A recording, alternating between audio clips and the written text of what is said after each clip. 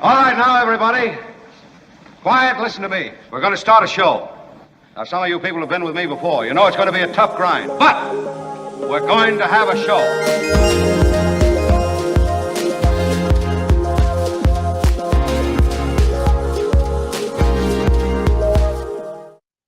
Good morning, party people. Great to have you all with us wherever you watch our stream, wherever in the world you check in.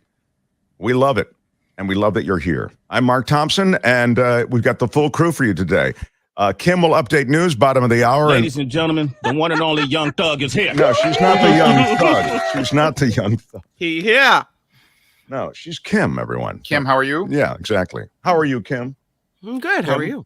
I'm well, and Tony is the guy behind the scenes making it all happen. Thanks, Tony. Yeah, Tony is the greatest. And by the way, the Thanks Tony, because we didn't have a Thanks Tony, was sent to us by a listener. Yeah, Tom sent us, listener Tom sent us the drops for Tony. And it was, Thanks, Tony. Yeah, and so Tony finally gets his Tony, own. what angered you? Yeah, he should definitely be recognized, and we felt frustrated that here in the early going, Tony, what angered you? Was not getting the attention that he deserved. That he is just the opposite. Like, he doesn't want any attention, which only makes us want to shower him with attention. Tony, more. what angered you? Yeah, and of course, fabulous producer John Daly's on. Fabulous board. producer John Daly. Yeah. What up? What up? What up? We have so much to do today. Belinda, in the next hour, will do It's the Planet Stupid, just as we used to do on the old radio station. Actually, we'll have an expanded segment.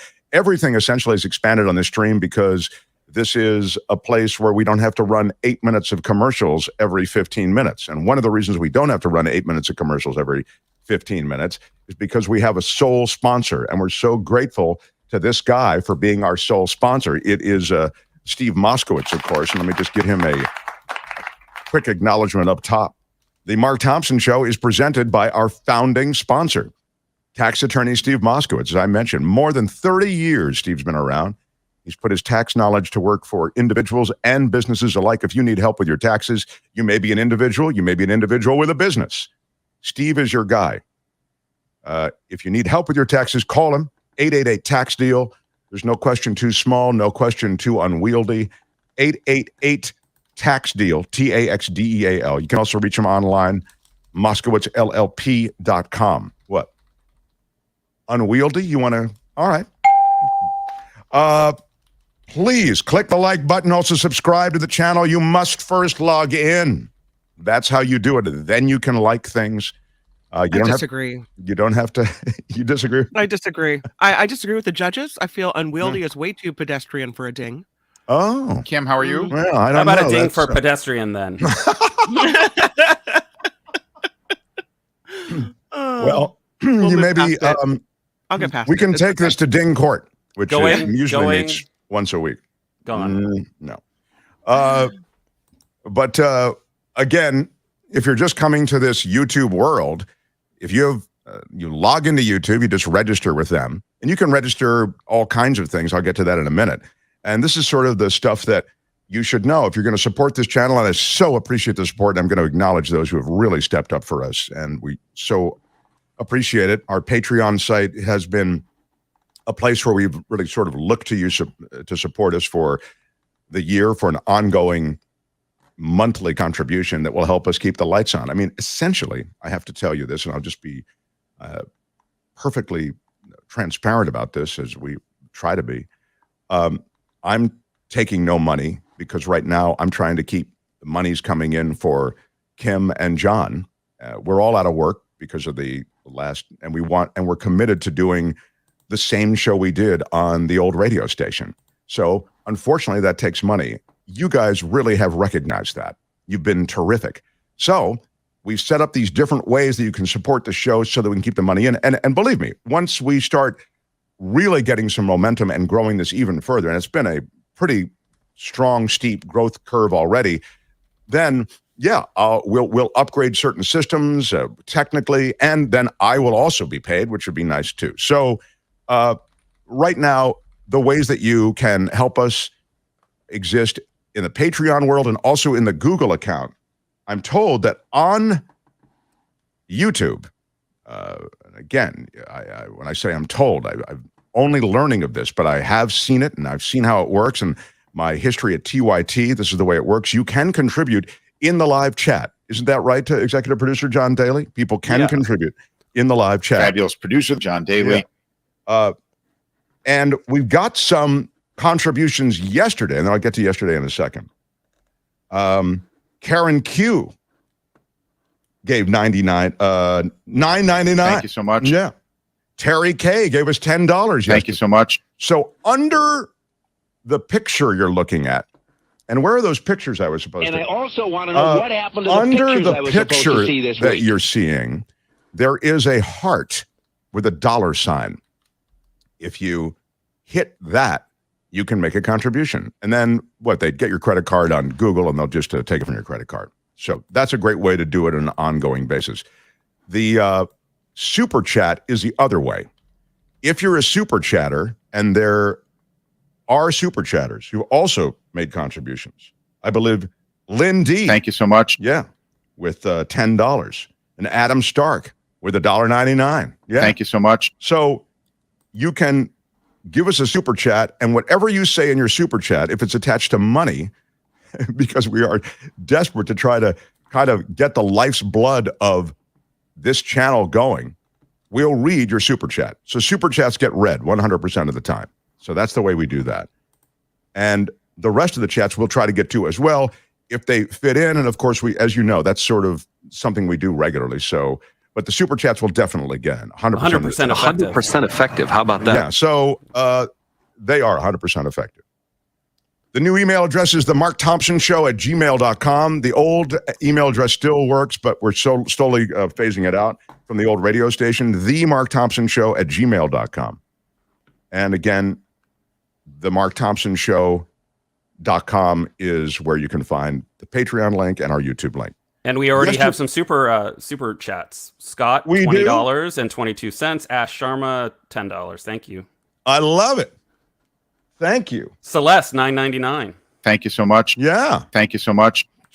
Very impressive. And a third, Celeste, thank you. Thank you so much. Yes. Really appreciate that, guys. That really makes a difference. You guys are awesome. So yesterday we had choreographer Vincent Patterson on, and the reason we provided that for you, it was an hour-long presentation. We wanted to give you something because I had to step out for the live stream of the show. And so the option was to not have anything. And I feel we're committed to giving you something at this time every day. And so he's terrific. I knew he was terrific. So we really moved heaven and earth to do that before so that you could see it on the stream at 10 a.m. So that's what happened yesterday. And I also feel as though, in addition, by the way, that was an interview that you're not going to see anywhere else when I talked about his conversation with Michael Jackson and the homosexuality and asking about being a gay man and all that stuff. That was stuff that was nowhere else, okay? When I spoke to Vincent Patterson, for example, in Los Angeles, I didn't ask him about that. I only asked him about that, and we only had that conversation here on this channel. So I want you to know, I'm committed to giving you a fresh material, and we all are. So that's what happened. We wanted to give you something. But generally speaking, I think one of the great things about this show that's different and better than the old radio station is the chat. Because now there's a community. You guys can see. Kim made this point first, and it's such a good point. You can see what other people are texting. In the old days, at the old radio station in San Francisco, we love KGO. And I loved being on KGO. But the texting, we had to read it, and then you knew about what other people were texting. Here, you can see people in the chat, what they're texting. Yeah, you couldn't see the hate at KGO that I got to see. It was sometimes pretty harsh, and I'm sure it'll get harsher occasionally, but I think the important thing is that there's a community. And so that community, you who join us on this channel, you make up a community. And it almost sounds sort of, I don't know, over sentimental to say this, but I really am grateful for this community. And we are going to be lifted up by this community. And so we count on you. And we'll, in return, give you material here every day. So I was really enjoying people being able to talk to each other And there used to be times where I'd see a text come in response to something that we had read, a text that we had read on the air. But in this case, people are actually able to get to know each other in that chat room. And I'm really loving seeing these relationships form, especially at this early stage. So it's nice to see that those people coming together, Yeah. I think that's exactly the point I'm making. Exactly. Right. Oh, I'm It's sorry cool. for making it again. No, I like that you underscored it. Thank you so much. Yeah, thank you so much. And Julie's Underlined it asking with if you an could repeat. exclamation point. Yeah. Julie's asking if you could repeat the instructions on how to donate. The instructions on how to donate are twofold, or threefold, or even fourfold. But I'll give you the twofold. On the chat, right under the picture of us, there's a super chat you can do, right? And also a heart with a $sign. And if you hit the heart with a $sign, even after we're off the live stream, you'll see the heart with the $sign. You can make a contribution right then, and it goes into the show. So that's a way you can support the show right then. Now, the Patreon link, of course, as you know, is a way you can support the show on a monthly basis. And a couple of people have paid their annual support up front.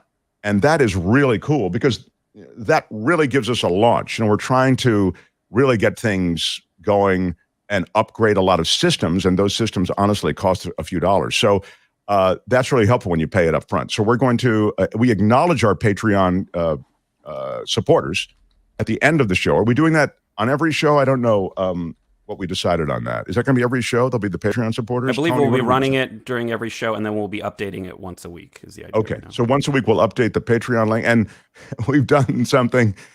Those of you who really stepped up and have left to see a little bit more in the way of cash to make things happen, we make your name a little bit bigger. And but everybody gets acknowledged. So it's really a great way. Big shout out. Yeah, to give you a big shout out. So thank you. Did that cover the ways to make contributions? I think so. Yeah, and if you have any questions, just send an email to Mark. Of course, you should like our show. You've got to smash that like button. Smash it with your iron rod. Smash it with your iron rod, or you just use your finger on the little thumbs up. This might seem like a lot of stuff that we're doing at the beginning, but this is just all the stuff that we won't have to hit as hard as we get going. But right now, we're hitting it. So you've got to subscribe to the station if you would, please. Subscribe to this channel and smash that like button. Smash it with your iron rod. Special acknowledgments. Yeah. Is that LAN? John? LAN, yes. Yeah. Wow. Is that right? Yes. $250. Big shout out. Wow, LAN. Thank you so much for that contribution. Andrea D. $120. Big shout out. Now that's off the Patreon, right? Correct. Those are up front on the Patreon, what I was talking about. They wanted to sponsor us monthly, but they're giving it to us up front to help us out. So that's really cool.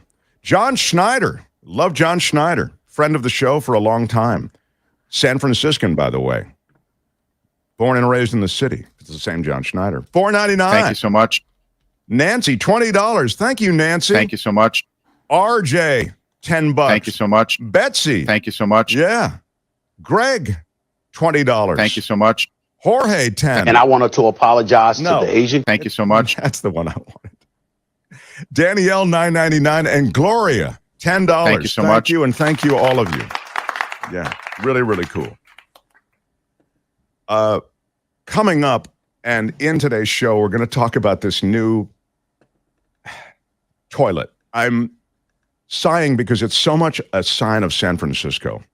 There's a new toilet, public toilet. And by the way, you need public toilets because if you don't have public toilets, you end up with that which you hate, which is people crapping in the street and public urination and this sort of thing. You end up with more of that. You've got to give these people who are, shall we call them, we'll just call them unhoused or whatever you want to, those people who are on the street in one way or another. First of all, you'd like to get them off the street in one way or another. I understand that. But they're there. And I'm sick of the crap on the street. You're sick of it. I'm talking about on the street where you walk on the sidewalk. John Daly can, we were going to do a thing one day where he just literally chronicles on his walk home all the places he's seen crap on the sidewalk. Gross. Yeah, I don't get to do those walks anymore. No, it's a Fabulous producer, John Daly. Right. He used to walk to work. So that was that. But we're going to do like a crap report every day. But we decided against it for obvious reasons. But you need public toilets. So there's nothing wrong with the public toilet plan and strategically putting them up. So it doesn't ugly up the landscape. But what is the San Francisco part of it is that there's a public toilet, I guess the prototype public toilet, that's $1.7 million. Yeah. And what? Yeah. Why don't you add it to the $50,000 garbage cans? Now, but this Exactly. is for a specific neighborhood, right, Mark? This isn't for the citywide. No, that's right. This is was it in Alamo Square? Where was the Noe Valley? Noe Valley, that's it. Yeah. And by the way, Kim, the trash cans, to be fair, were only $20,000. Okay, so My bad. I'm sorry. Well, and the thing to point out, that was for the single prototypes, not for the actual cans being rolled out. Of course. So that's what I was saying. The prototype is 1.7, and the 20,000 also, as John is right, was for the prototypes of that. So when they actually order more cans, when they order more toilets, then the price comes down. But here is the story, and we'll do more with Heather Knight, bottom of the hour, but I just have to tell you this part. They had a big party planned for a potty party? the public. Yeah, a potty party, okay? For the inaugural flush. It was going to be a $1.7 million bathroom with an inaugural flush. This is not made up. This is going to be a big party. We do parties in San Francisco like nobody's Don't we business. have a drought? Yeah. Well, this is $1.7 million. I mean, that's like a price of a house in San Francisco. You could build a that's whole right. house with several potties. That's true. And by the way, maybe that would have been a better plan. First of all, the question as to why it's 1.7 is a really good one. And we're going to ask Heather Knight from the Chronicle, bottom of the hour, right after Kim's news about that. She's going to join us. And we want to know what happened to the party. There was going to be a big party for this $1.7 million toilet. But all of a sudden, the plans for the party were erased. And we'll get into why. Was that a portable potty party? It was the triple P? Yeah. Portable potty party? Portable potty party. Portable party party.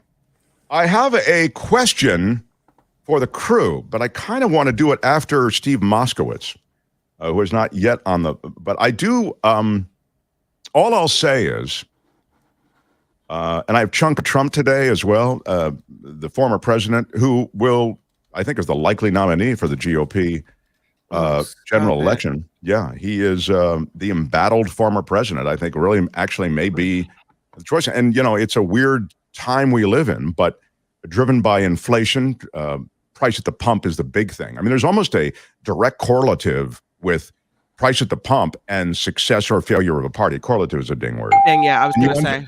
You end up with the price of the pump rising and whoever is, quote, in charge getting voted out. So the price of the pump rising really does hurt the Biden administration. And of course, there is the strategic oil reserve. And by the way, the strategic oil reserve was really developed. It's a real thing for just this problem. When it was created in the 70s, when there was OPEC, and OPEC was the Organization of Petroleum Exporting Countries, is that what it stands for? And the collusion, in effect, I mean, they're allowed to collude. I mean, they're all countries that are oil rich. They got together and they decided they were going to manage the release of oil on the world market so that they could, in a sense, manipulate the price. And the U.S. decided we're going to build a strategic petroleum reserve. And by so doing, we'll have a way to offset that kind of manipulation that the OPEC countries are doing. So it was designed for just the thing that we're enduring right now, because the Saudis have announced, as you're aware, that they're pulling back on production. And so you end up, even after the U.S., a Saudi ally, has asked the Saudis to release more oil, you end up with the Saudis not wanting to do that. It puts them on, I think, an awkward footing with the U.S., and I think the relationship with the Saudis is one that will have to be recalculated. It probably should be recalculated for other reasons as well. But my point here, and just wrapping up, is simply this release of oil to the domestic market by the Biden administration is exactly what the strategic oil reserve was there to do. So he's not doing anything inappropriate. Now, inappropriate or odd relative to that oil reserve. That said, obviously, there's a political side to it. I mean, yeah, Biden's releasing it because everything sucks at the pump right now, and he wants to bring the price down, of course, and because his political fortunes and those of Democrats are tied to that. That's absolutely right. I think that's a fair take on it. But I think he also wants to give Americans relief at the pump. Were it not midterms coming up, I don't know that he would release it like this, but I think those are just the realities. So I have a special question for the crew and for you on the stream. I'll get to that in a second. But right now, I want to welcome one of our favorite people, founding sponsor of this show, Steve Moskowitz, everybody. Hi, Steve. Hi, Mark. Good morning. Yeah. Very, very cool to have you along. And I always... I love being on your show. Thank you, my friend. We're building it out in a hurry with your help. So talk to me today about all things taxes. We've spoken repeatedly about ERC and what the government is offering even small business owners. I always feel as though everybody's thinking, oh, I'm too small to take advantage of that. But that and other government programs are really available for so many. Part of the reason is there's so much misinformation out there. I've seen ads for other companies where they say you have to have 5 employees to qualify or 10 employees. There's no such rule. That's their rule. They don't want to bother with you if you're too small. The law says one will do it. If you have your own corporation and your sole and only employee is you, if you give yourself a W-2, that works. Up to 500 employees. If you're more than 500, there's a special rule, which I'll tell you if you're more than 500. But here with ERC, the government is giving away up to $26,000 for every employee that you have that qualifies. And there's 2 different ways to qualify. One is a certain drop in gross revenue, and another one is a facts and circumstances test. And we're an established law firm. We've been around for nearly 40 years. And one of the things that I want to warn your listeners about is there's some pop-up companies who came into existence just to file these. And when the IRS starts asking questions, they'll fold their tents and be long gone. And there's so much fraud now in this program that the IRS is beginning to investigate certain companies. So the bottom line is we are there for you. And we will take, the first thing we'll do is the math test, and that's the easy one if you qualify. But if you don't, a lot of companies are stopping there. And they're saying, a lot of companies are too extreme one way or the other. A lot of the CPAs, a lot of the companies are only doing the easy test. They won't take the time and the trouble to sit down and see, are you qualified? You don't want them. On the other hand, you don't want one of these companies that'll say everybody's qualified and you take something to which you're not entitled to. We'll sit down with you and figure out if you're qualified, let's go ahead and get your money. If you're not, we'll say, sorry, you're not, and we'll tell you why. Because we want to get you every dollar to which you're legally entitled. And what I've said my entire practice, and I've said it over all the years we were on the radio, you should take every penny to which you're legally entitled, no more and no less. And that's what we want to do for you here with this ERC program. And I think the important thing also is to say that, but you're legally entitled oftentimes to way more than you think you are. So that's why you should call Steve, 888-TAX-DEAL, 888-TAXDEAL, 888-TAX-DEAL, or reach him online, MoskowitzLLP.com. Steve, again, appreciate you being here, and we'll talk to you next hour. I appreciate it. Thanks so much, Mark. See you All then. right. Steve Moskowitz, everybody. I had a coda to the gas story I just wanted to share with you because gas prices are coming down a little bit on the West Coast. They're still crazy high. You know, we have a special blend, but I think the special blend is now off for the seasonal change in gas. And I believe also the state relieve some of those restrictions on the seasonal blend, but be that as it may, seasonal blend is out. That is so last season. That's so there's a newer blend, a newer, younger, hotter blend, right? Is that right, everybody? Yeah, that's what we do. But the other thing is that the refinery maintenance and the interruptions in refineries on the West Coast, that has also eased. So when you have the refineries producing more oil and you have relief from the blend. And also, I should say, seasonal demand is down. Many more people drive during the summer months and warm weather months than they do during the fall and winter months. So that's another thing that's driving the price down. Now, again, you're at the pumping going, driving it down. It's still, but I saw at Costco yesterday, $4.99. Wow. That's great. Right.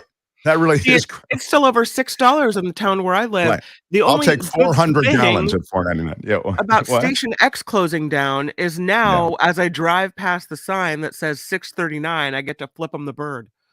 Yeah. Kim, how are you? $6.99.99. Are you out of your mind? Yes, you are. Crazy. It is crazy. I got a question about Kim's living room. Is that your living room? Is the question. Yes. Today we went a little fancy. I had to have my husband hang the chandelier right before air because, we want a little elegance at the beach. Is that the Petaluma River behind you? Yeah, that's what it is. It's Petaluma River. You can see Which is actually a slough. Fun fact. Slough, not a river. Usually brown and brackish, but today it's blue and tropical. I've got a bunch of shout outs. Should I do them after Kim's news, please, John? Yeah, I think so. We've already received a complaint. Please don't read every contribution on the air. Thank you so much. Oh, okay. Please don't. Oh, yeah. Did the person who had the complaint, though, make a contribution? I don't think so. But See, again, I'm more responsive. Had they said, hey, look, I'm going to give you $50. Don't read the contributions all the time on the air. I would go, all right, you know what? You've bought yourself some peace from that. I have a question. I've answered this in my mind. I've already decided Kim is a yes. John, fabulous producer John Daly, he is a yes. And Tony, I think it's close. Tony is a no on this one. Thanks, Tony. So let me now ask the question and see if I am right.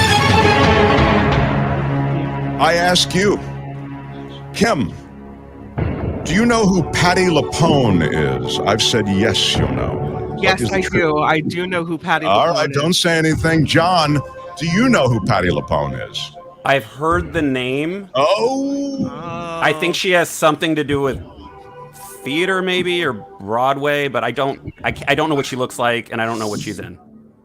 But that's, I'm going to say that, well, I'll try. I think that's a yes. You know, a theater, Broadway, and that's all you really need to know. Yeah, I've seen her interviewed, or I've seen her receiving an award or something. Okay, so you knew that she's a Broadway actress. Okay. Yeah. And Tony, did you know that? Tony? No. I don't know. No, exactly. I was like, yeah, all right. Right. So I was right. It's yes, yes, no. Thank you very much. All right. So here is the story about Patti LuPone. Patti LuPone is, maybe you could consider her among the first ladies of theater. Right. She was the female lead in Phantom of the Opera, for example. In the original Phantom of the Opera. She was married to Andrew Lloyd Webber. And so she was in all of that stuff, Aspects of Love and all the stuff that he did. And she's brilliant. And she does albums. And there are people in the chat, I'm sure, and people on the stream watching right now probably know more about Patti LuPone than do I. But that's who she is, okay? So, again, Kim knew and John knew and Tony. There's nothing wrong with not knowing, but I just was thinking of our crew and our group, and I was figuring it like that. But here's what she's up to. She has resigned from the Actors Union. You know, Actors Equity is the union of all those Broadway actors and even legit theater actors beyond Broadway. Patti LuPone has resigned. And of course, when she resigns, she goes, it's not just a resignation, I resign. You know, she really sells it. She's a theater actress. She really hits the back of the house. But I want to mention that one of the things she became sort of a trailblazer on was when people at the theater in New York on Broadway would have their phone out and they would be texting, and she'd see that glow. Or occasionally this does happen. There's a ring of the phone. Patti LuPone would stop the show and she would call the person out. Or even a flash of a camera too. There you go. Yeah. I mean, that is like it's all such a violation. You know, you're trying to create a mood in the theater, of course. Well, what you have is a situation. There is a situation that Is that not What he's got going It's a here situation. is a situation. Thank you. But I also want to tell you about one other thing she did, because it became something that others have done now on Broadway. She went into the audience and took somebody's phone. No. Yes. And the most recent example of that is not with Patti LuPone, but with another Broadway actor who did the same thing. But again, Patti LuPone was sort of the trailblazer. And so my point is, she's First Lady of Theater, famous for taking people's phones in the theater, and now she's leaving the theater. She's leaving the union. Now, there also is a backstory here. It's now coming out in unverified ways that she might have been not in the union for a while, and she's just grandstanding now. I don't know the truth about that, but I know that now it's making news that this great lady of theater is, and she just got a Tony Award for the Company revival on Broadway. So she's a 3-time Tony winner, just won a Tony. The Tony still has the new smell on it. And now she's leaving Broadway and, saying, I don't want to be in the union anymore. It's kind of a big story. But, Mark, are you kind of jealous? Like, do you want to take people's phones out of their hands? I mean, really, the audacity, as if she has the right to come take someone's phone. I just, that's wild. Well, it's a real problem in the theater, though. You're trying to create a mood, and people are, Well, they're probably violating the terms of the ticket. It probably says, no phones. Which is crazy, because when you go to a Broadway show, you're getting hundreds of dollars for that ticket.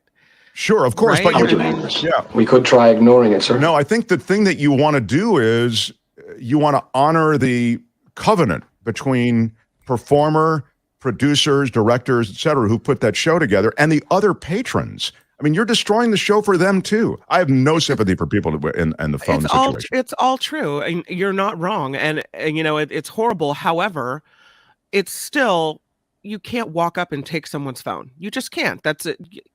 That's their personal property. An usher probably should do it, but taking their phone, you don't take their phone. You ask them to leave the theater. They get kicked out and ejected. That's it. No. Well, that's even worse. They pay to use your argument. They pay. Well, that's one of the benefits of the shows. Taking everyone's phone and checking them, putting them in bags. And maybe that's what they have to do on Broadway. I mean, look, Chappelle.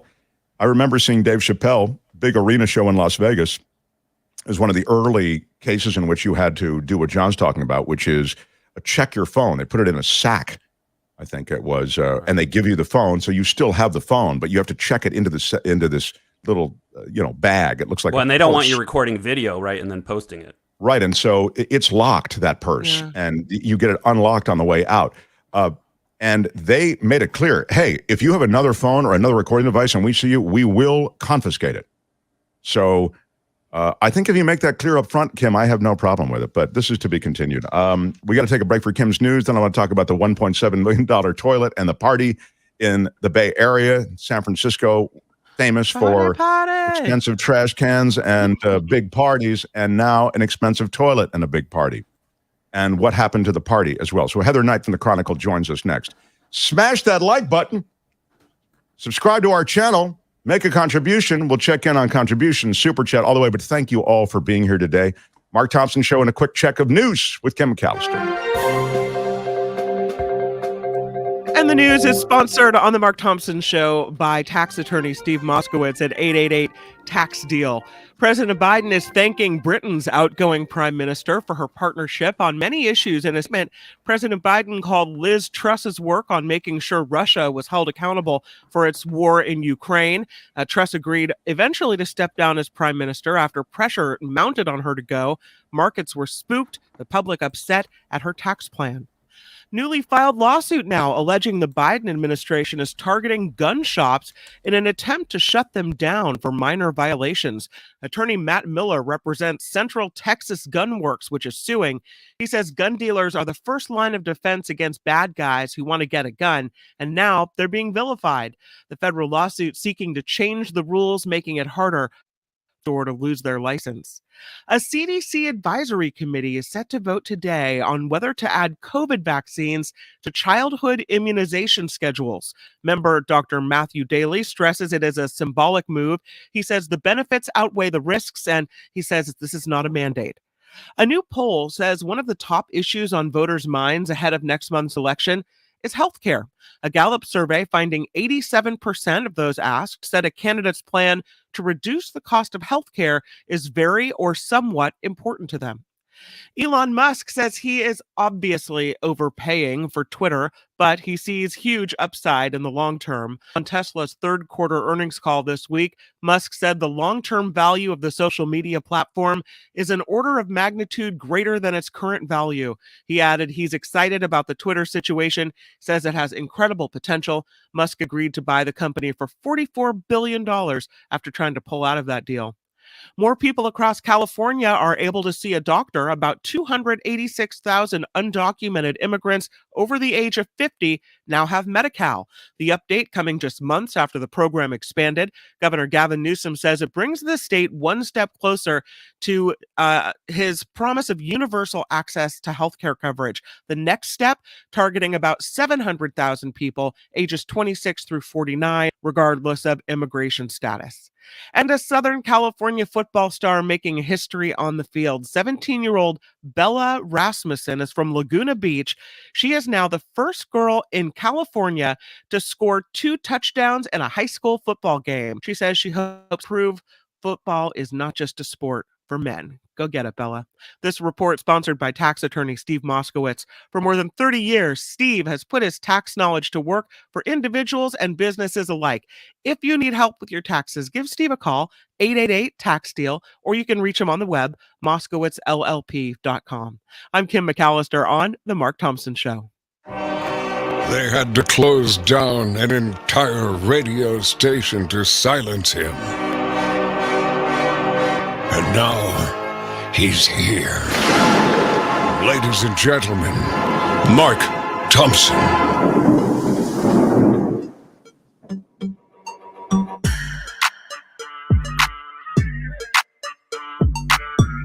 There's a reason that this place is fun.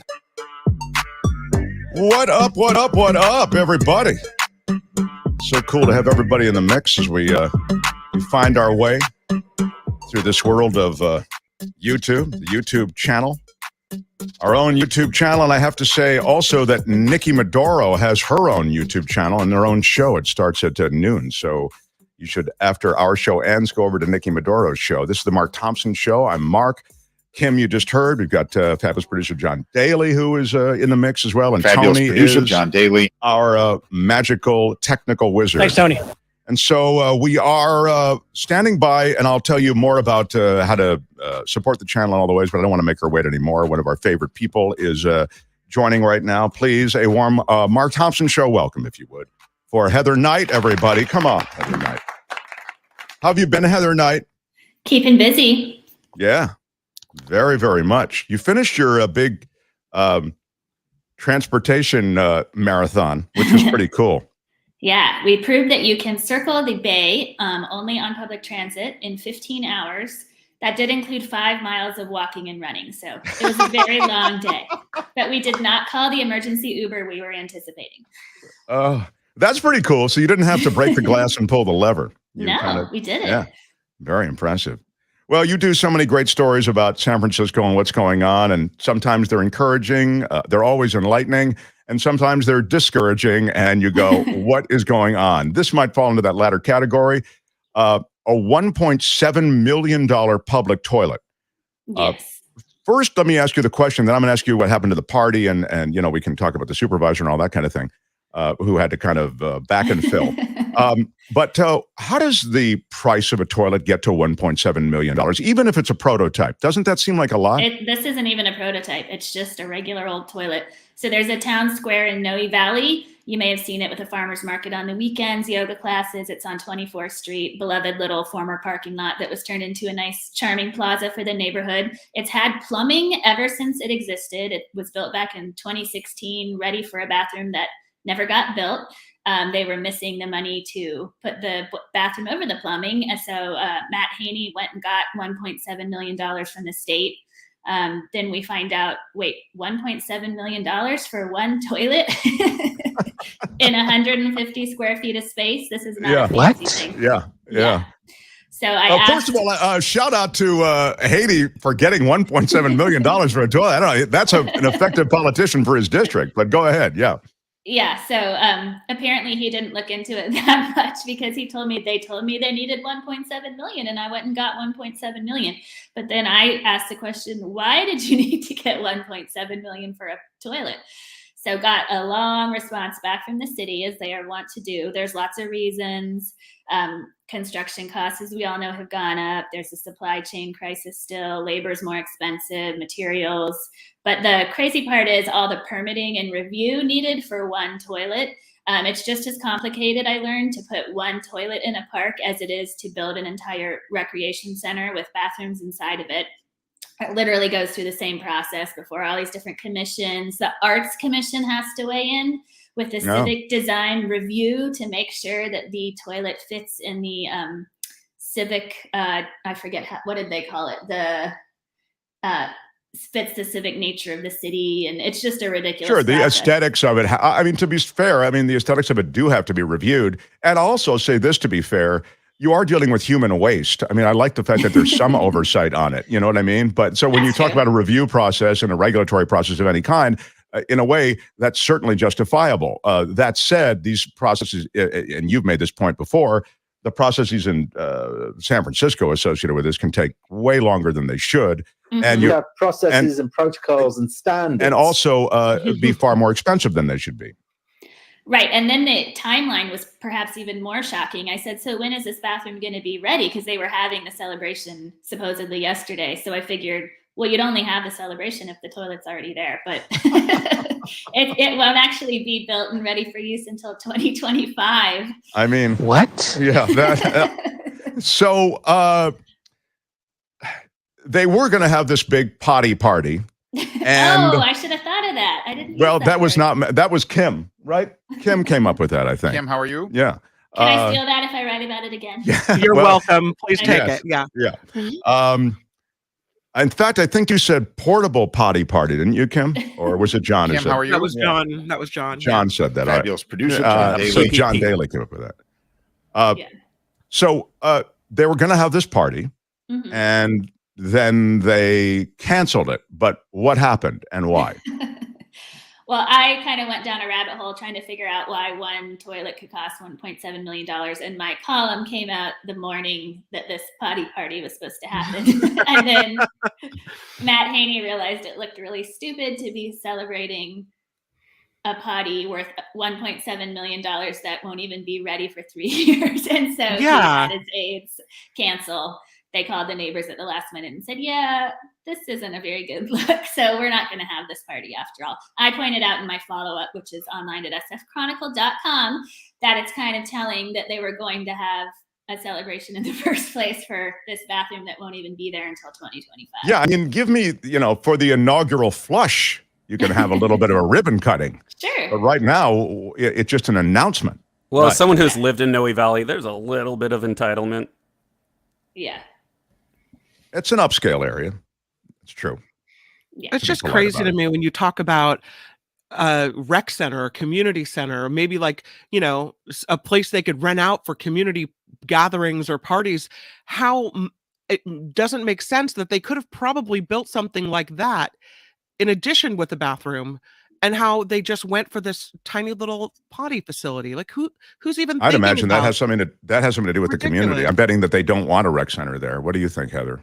Well, it's not a big space. The community only wanted a bathroom. I mean, there's tons of families and kids there. And when they're hanging out and the little kid said, Mommy, I have to go. There's nowhere to go. Did they order the bidet option? They had this very simple ask for years. Yeah.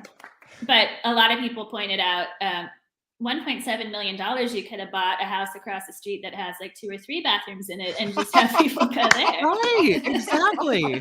Which might be an interim solution. John, you should look into that. That's a wild idea. It's a wild idea, but it just might work. Ooh, it's a wild idea, but it just might work. I have one last question, and it's this. Have you seen the actual plans for the bathroom? I mean, all of your work that you did, clearly your column affected dramatically the party. They canceled the party because of your column. And I'm wondering in the follow-up and all of this, have you seen some of the specifics? I mean, I don't even know what you'd look at, but, have you seen it? There's nothing to see yet. This is so hypothetical that there aren't even any drawings or renderings yet. But one thing I learned, again, going down the rabbit hole, I was like, well, there's places that make prefabricated bathrooms. So I found out that there's a company that could actually provide 7 prefab bathrooms for the city for the same price that they were going to spend on one hand-built, handcrafted, bespoke bathroom, and could get them ready for use in 8 months instead of 2 or 3 years. What does Haney say about that? Marble and a chandelier, right? Yeah, what is the Super Bowl? Right. Yeah, that's right. Change the recessed lighting and maybe save yourself $200,000. What does Haney say about it when you asked about that? Well, to further the potty puns, he was pretty pissed off. I talked to him yesterday, and he said he was angry. He didn't delve too much into why he was seeking $1.7 million in the first place, but he said that there were some good reasons. And when he realized there really aren't, he kind of backtracked. The money's already there, but he's hoping that the city will figure out how to make the bathroom cheaper and then use the rest of the money for something else. Well, I mean, and more to your point, and that's what really made me ask the question. Maybe you can get 5 other bathrooms for for that. I mean, we do need a lot more public bathrooms. It's very hard when you're out and about to find somewhere unless you go into like a coffee shop and spend money. So there do need to be more bathrooms. And for reasons even beyond that. But all right, sfchronicle.com. Support the Chronicle. Support print journalists. Support great columnists like Heather Knight. We love your window on San Francisco life, even as troubling as it is sometimes. But I love also that you were able to affect maybe the future of this project and the demands being asked by supervisors to those who are working on this project. Otherwise, it looks like a money grab to me. So thank you. And there's so many examples like this. Yeah. Heather Knight, come visit again. Heather Knight. Oh, do you have a question, John? John, did you have a question? No. Okay. Bye, Heather. Thank you.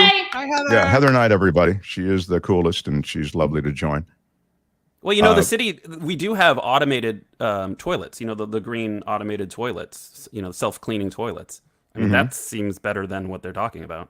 Well, certainly. And also, if you can buy, I mean, that's a huge price tag, So, yeah, you'd think you could buy more of those or maybe the upgraded version of those or whatever it might be. I can't believe the Arts Commission has to weigh in. Like, we can't have unsightly potties in the... Well, they probably want a fountain in the front.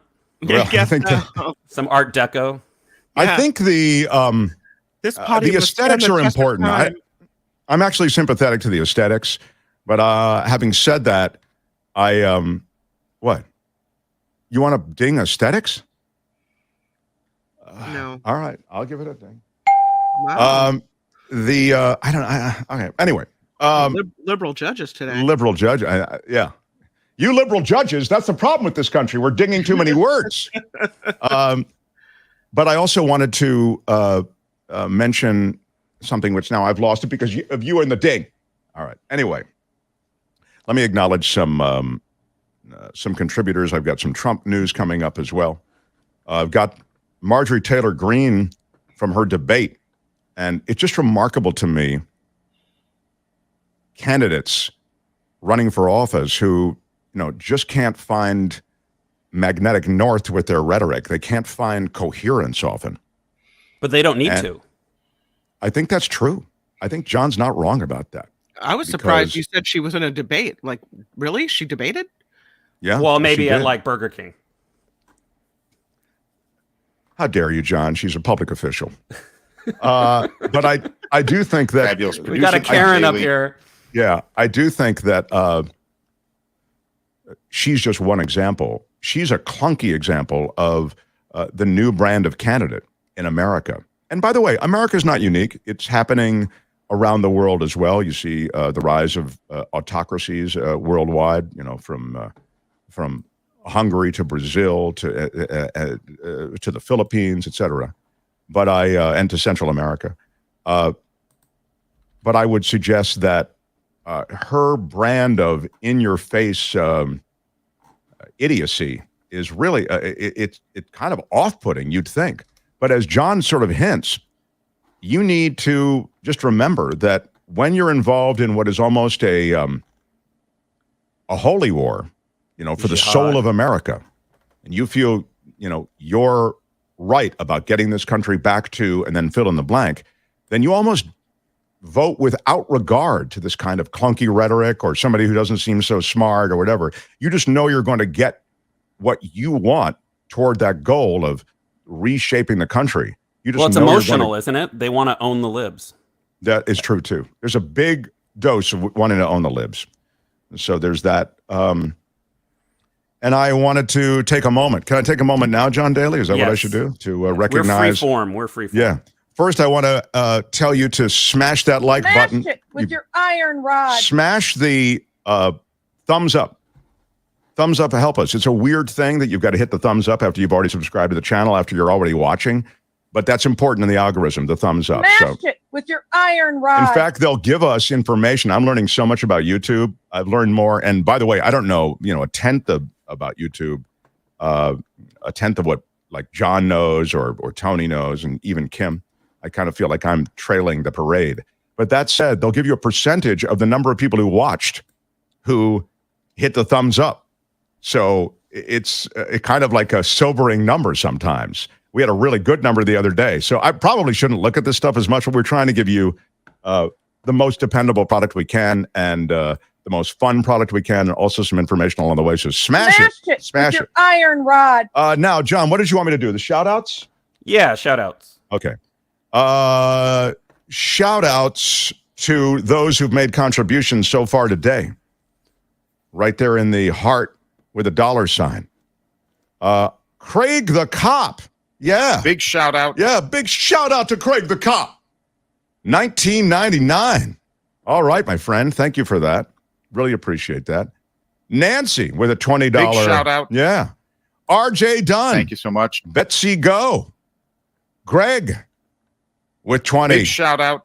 Jorge with 10. Thank you so much. Danelle with 10. Gloria with 10. Thank you so much. Shout out from Petaluma, says Craig, by the way. All right. Shout out back. Hey, we're doing shout out. Big shout out. Yeah. It's a meta shout out. It's a meta shout out. Sally C for $9.99. Thank you so much. Karen for $25. Big shout out. Sharon for $49.99. Big shout out. Come on.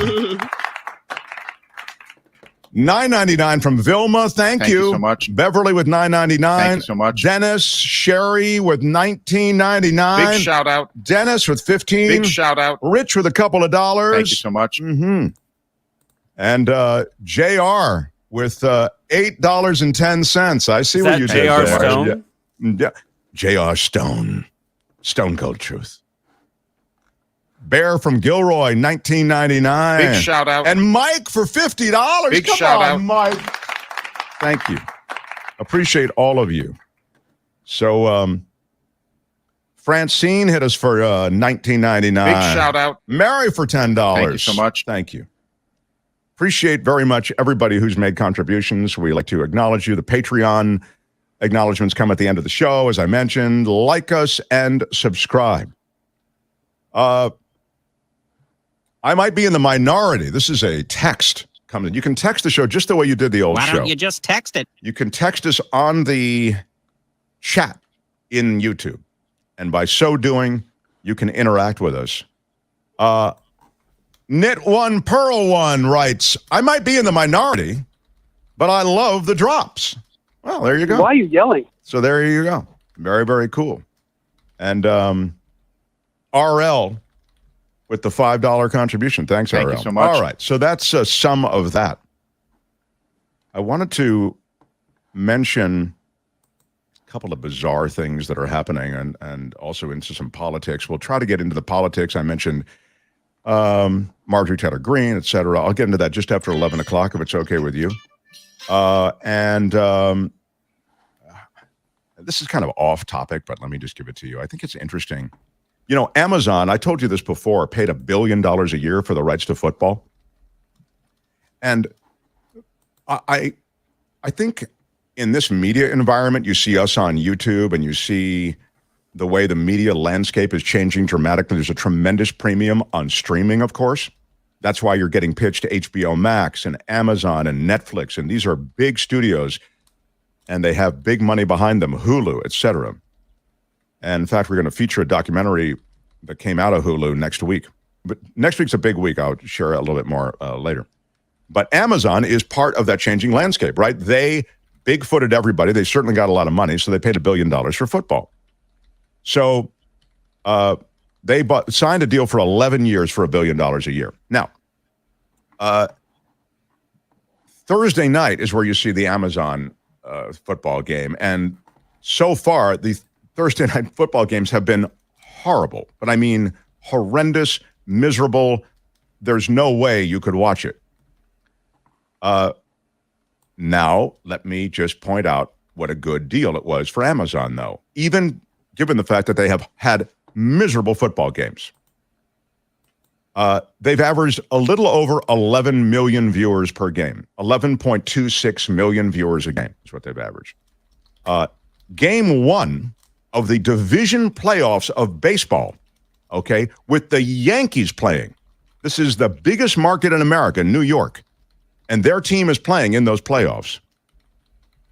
Game one of those playoffs drew 5.3 million viewers. That's a huge number for baseball. 5.35 million viewers.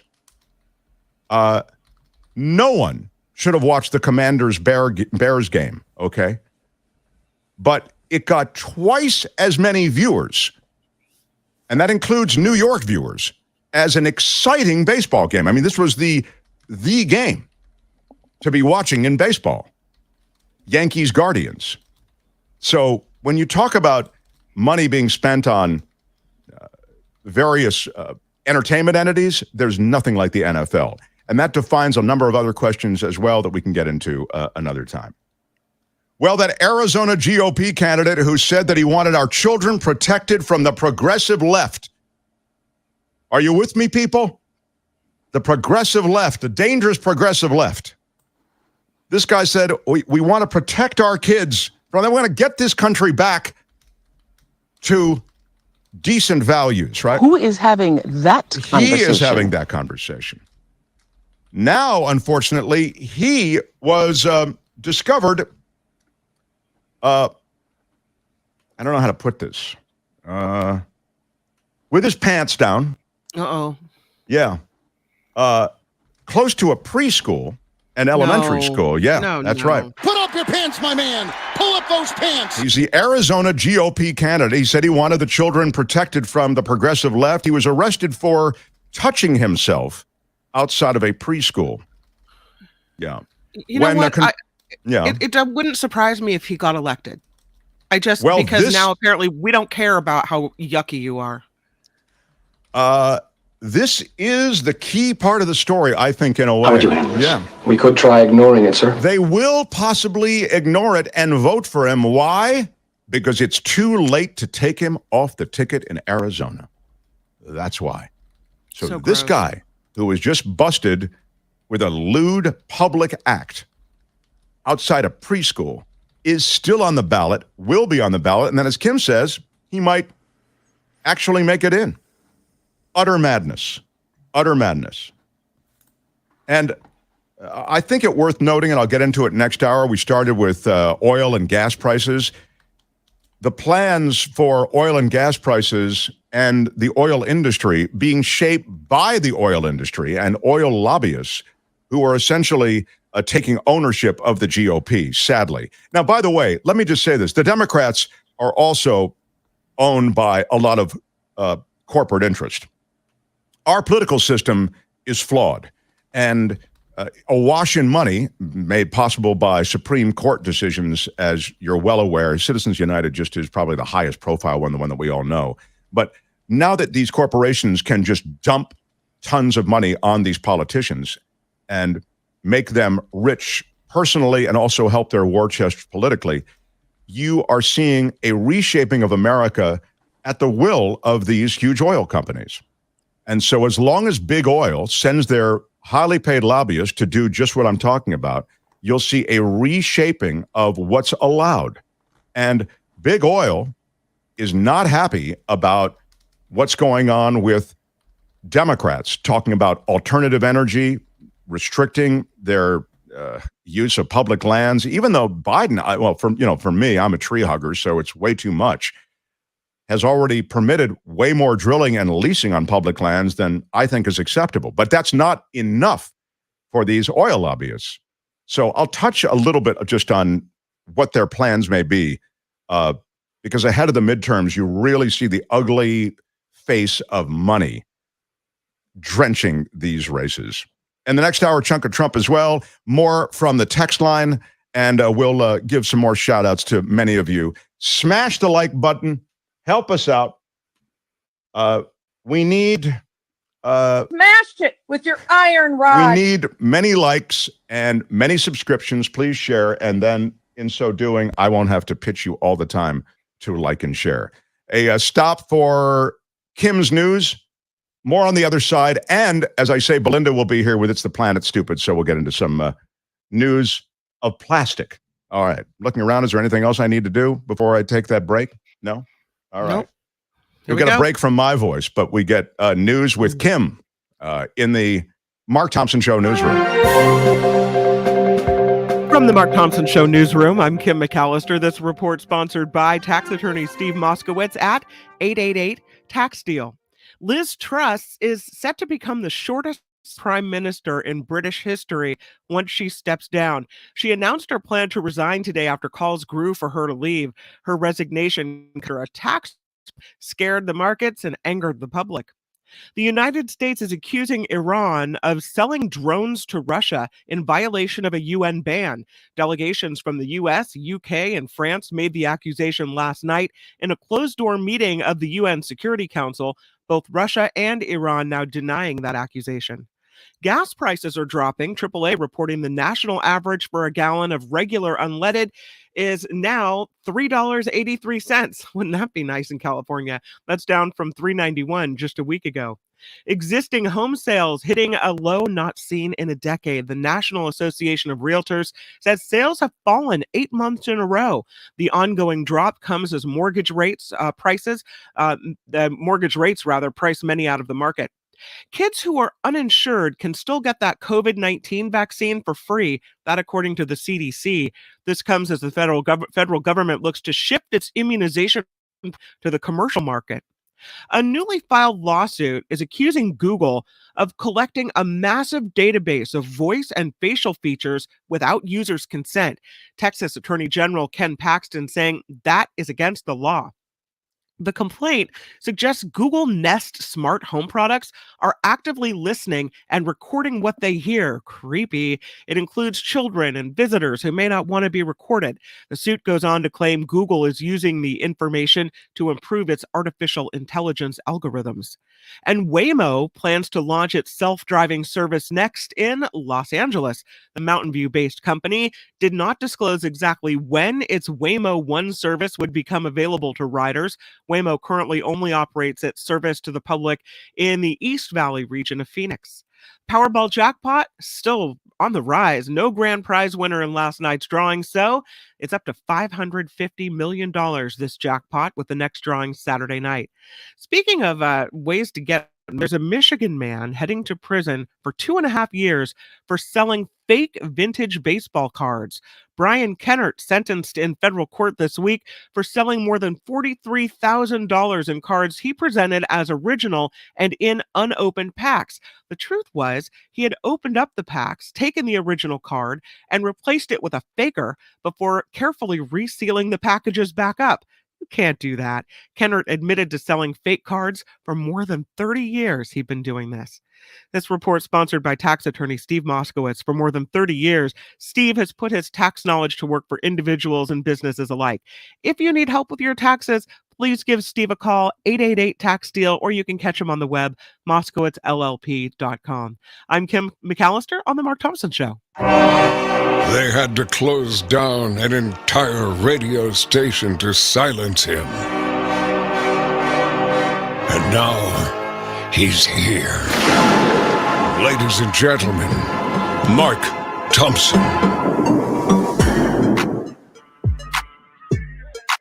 Tell your little friends the dreams do come true.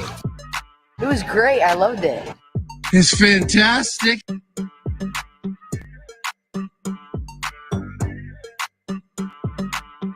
There is nothing in our history that quite compares to this. Have you ever seen anything like this?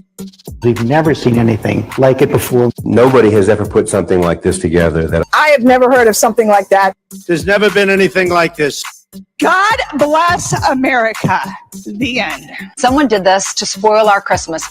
Oh my God. I'd be willing to bet my lunch that there's alcohol involved. You can buy a Movado watch in Sam's. Yeah, you can. I am excited about. Don't make that face.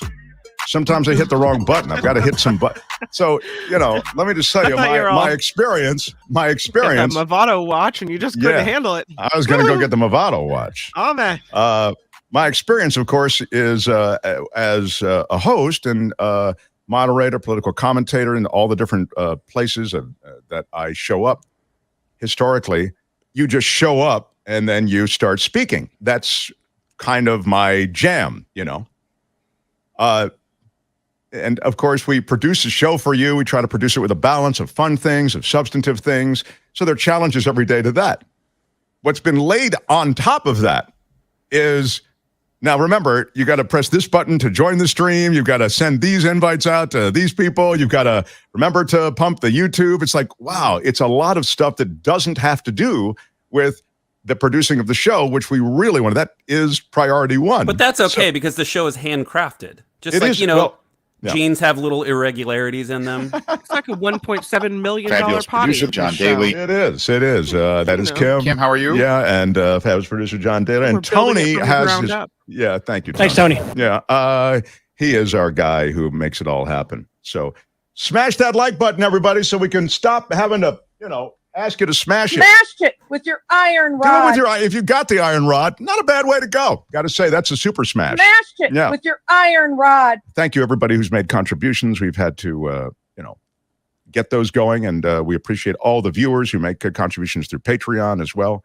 This is really a radio show kind of on YouTube. So that's why you see me with a microphone in my face, and, everything has sort of been ramped up that way. But eventually, we hope to give it a kind of look of a television show, and you'll have a bit more. So we are, our goal, and maybe off in the distance right now, we're just trying to keep everybody employed, is to give you something that has a feel even of a little bit of a television show. But eventually we will sell out, right, Mark? Of course. Oh my God, right. We'll sell out to, I don't even know if it'll be eventually, the first chance we get.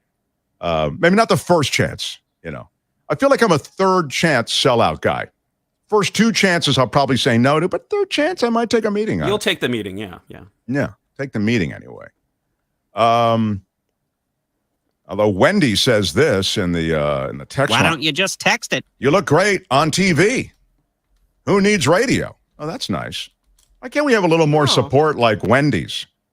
You're doing a great job, MT. Yeah, thank you. That's what I'm looking for. Can we sell that toilet for $1.7 million and donate the money to the Mark Thompson Show? I like that. It's a wild idea. Ooh, it's a wild idea, but it just might work.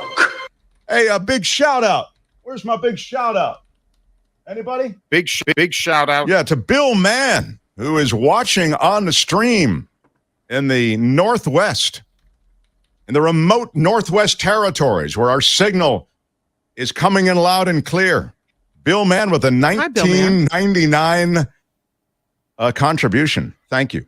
Nice. I used to read his media column all the time. Yeah. Here in the Bay. He was look, here's what you need. To be a media columnist, you need two things minimum. You need a love of media, radio, television, etc. And then you need to be a writer. You need to be a good writer.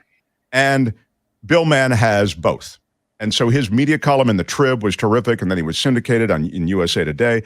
The guy's got a great history, and it's such, it's just so, I guess, gratifying would be the word I would use, to have him not only watch the show regularly, be a fan of the show, but make a contribution to the show. So thank you, Bill Mann. Really do appreciate it. On the $1.7 million toilet in San Francisco, huge in Japan, right? Why don't you just text it? I'd call that wealth distribution. I'd call that wealth redistribution. You redistribute our tax dollars to an upscale neighborhood. So they're distributing essentially those tax dollars that go into a central pot into that upscale neighborhood in Noe Valley for that $1.7 million toilet. That $1.7 million toilet has so much wrong with it, and Heather Knight identifies a bunch of it in the Chronicle. So check out that column. Colleen Shannon just made me laugh. She donated $8.10. Oh yes, thank you so much. With, you know, the irony there. I really like the yeah. $8.10. A few people have done that. Yeah, and I would say it's too soon. I got when. Is it Ren? Ren from the 707. Shout out, challenging others from the North Bay to donate $20. I love shout out. Yeah, big shout out to Ren. Thank you, Ren. WREN. Love that name. I love that name. It's a little bird, right? Yeah. A wren. Yeah. Yeah. John says, Mark, I gave you that story. Which story was that? Probably. I mean, a lot of the stories we use, we get from listeners. Yeah. Calvin is probably our most prolific story provider, but we get a lot of stories from you. And if you want to send me a story, do it. themarkthompsonshow@gmail.com. Send it. I read all the stuff. It comes right to me. I look at every single thing you send. So, and by look at every single thing, you mean forward it to John. I mean forward it to John. Fabulous producer, John Daly. Exactly. Yvonne wants to know if we have any plans to call your parents. That's her favorite, she says. We do not have them. We don't have the plans set, but I'd like to try it next week, John. Do you think they can handle coming in on the internet? Well, that is going to be the tricky part, but let's give it a shot. So we'll discuss it after the show and try to get them. They're 92 years old. They just had to cancel. Here's the kind of interesting thing that I think may apply to more than just my parents. That's why I mention it. They had to cancel an entire trip. Now, they've been shut in since COVID began. They're 92. I mean, they're more vulnerable perhaps than most. And my mother is a traveler. She's a linguist. She's a French teacher for many years at National Cathedral School. Anyway, the point is that their trip was canceled because KLM canceled the flight. They just canceled out of nowhere. And that's it. Wow. So they have to catch a river thing that goes to these it's an art thing. And my parents are really into art and culture. And so they want to see this museum and that museum. And oh my God, we want to see this collection. And we can't see this collection if we don't get there on the date that everything starts. And they paid a lot of money and all the rest. So it's sad because it was going to be their big trip. And my mom likes to travel more than my dad. My dad's a little more guarded right now. But and you may find that with your folks as well. But my dad had even come around to it. So, and as you know, I just went back and saw them. I'm going to go back and see them again before too long here. But I love having them on the show, and we'll try to have them on the show next week. So, good question. Yeah, it's true what we're doing. Jim Slayton is a supporter of the show. Thank you, Jim. Regular texter and regular Thank you so much. On Twitter. Thank you, Jim, for $9.99. Valerie for 10. Much. I also wanted to mention a text I got just as Why related don't you to just text it? how we're getting things started here. You can put the text in the chat, of course. The chat, to repeat, is a community now. I love that you guys can talk to each other. I love that we can all see each other and speak back and forth. We couldn't do that before. It was a one-way thing. You text the radio station, I try to get the text on the air. Now you can have conversations. So this is the great thing about this community. Donald says, I like seeing the mic. I like seeing the cabling, the support structures. It's kind of like seeing the rafters and bricks in a restaurant or hotel. Yeah, well, I'm glad you like it because you're going to see it for a while. This really is kind of like a hipster cafe. Yeah, that's what we are. We're a hipster cafe.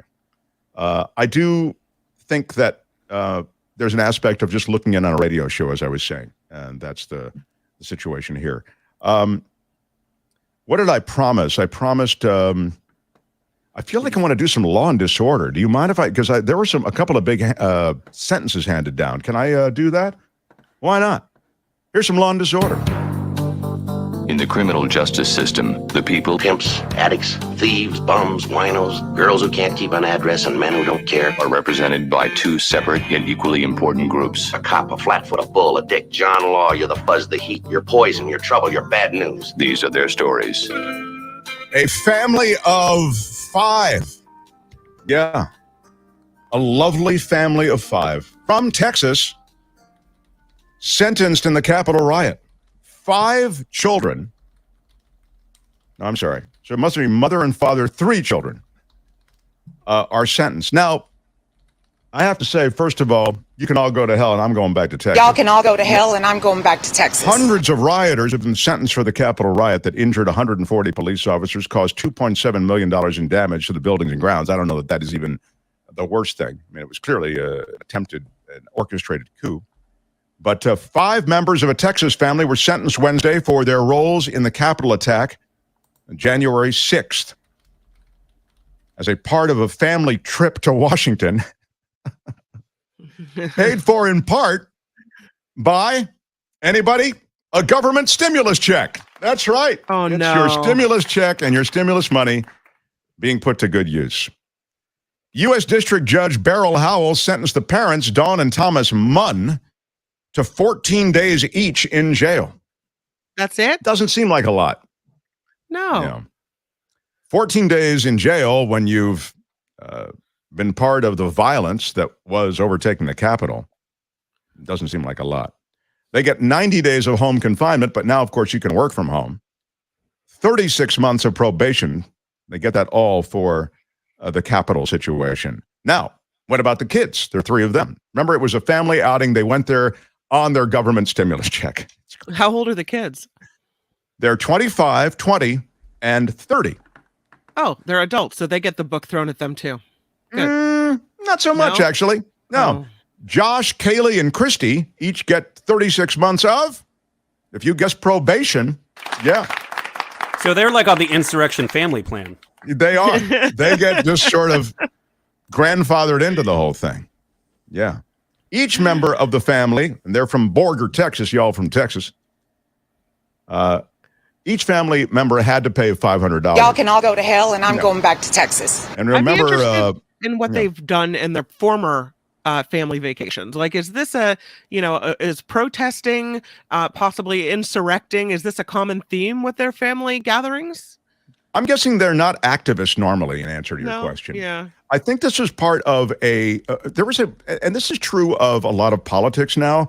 There's a quality of tribalism, of course, and that can be angry tribalism, sort of a jihadism, if you will. But there can also be a quality of, it's going to be fun. We're going to go be part of this group.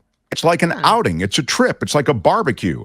We're going to be around like-minded individuals who don't like the libs or whatever it might be. And we're getting together and we're going on this trip. And were they just demonstrating, or were they just really at a gathering on the mall? They would fall into the category of many other groups have gathered on the Washington, D.C. mall. It's when they cross the mall and they go into the Capitol, break glass, charge in, etc. That's when it rises to the level of being charged and being convicted and sentenced. And that's where they are. But Thanksgiving is coming up. So let's go stir up some trouble. Maybe a bombing, a stabbing. I don't know. I mean, some general terror, mayhem. Yeah. Right. Yeah. It's the mayhem season, everybody. So get your mayhem. Now, a Costa Mesa man down in Costa Mesa, California, former UCLA student, sentenced for his role. You may know this guy because he was a 24-year-old dude, and he was the guy who was swinging a flag and sat in Mike Pence's seat in the House, in Congress that day. Christian Alexander Secor. He pleaded guilty to obstruction of an official proceeding, was sentenced, and his sentence was just handed down. 3.5 years in federal prison. Now, that's a real sentence, but that's a guy who, in the court's judgment, was doing even more than the family of 5 from Texas. He sent a text message on Election Day in 2020 that we're going to win bigly, and if we don't, we're taking the ship down in flames. He brought a gas mask to everything, so that'll give you a sense of where his head was. Wouldn't be surprised if conservatives just storm the police and clobber Antifa and the police, but that's wishful thinking, he was quoted as saying. He joined others in marching to the Capitol about 2 o'clock on January 6th, had a mob of rioters enter the restricted area, and you know the rest. He got 3.5 years. Thank goodness. I mean, it probably should have been more. Yeah, I think that in general, these people have received generous sentences. That said, if you talk to them, they feel as though, let these freedom fighters out. They're being wrongly accused. But that's Law and Disorder for today. Tune in again next time for more Law and Disorder on the Mark Thompson Show. All right, that's it. Let's roll. Hey, let's be careful out there. Yeah. Much to catch up on. Got a couple of contributions, some texts as well, but I want to quickly take some time to acknowledge and chat with the guy who is the straw that stirs our drink. He is our sole sponsor. And it's funny, I got something, Steve Moskowitz, that you would appreciate yesterday. I got in the chat, I believe it was, maybe it was an email that said, as a radio listener, normally I punch out when anything comes on that's not part of the main program. And that's, what I used to do when Steve Moskowitz came on. Not personal to Steve, the guy said, but he said just because it was it was clearly some kind of commercial announcement. But why am I hearing that back, Tony? Yeah, got it. Is everything cool, Tony? Can I continue? But he says, now I listen and love Steve Moskowitz for supporting your show and plan to use his services, which is really kind of a cool thing. So I just like that. Well, I just throw a shout out to that listener and thank you so much. And I want to take great care of you.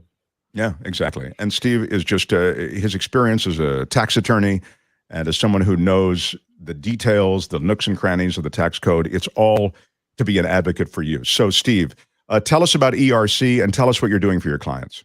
And that's why it's so important to know. So ERC is where the government, the federal government, is paying employers up to $26,000 for every employee that you have that qualifies. And you say, terrific, what do I have to do to qualify? There's two different ways.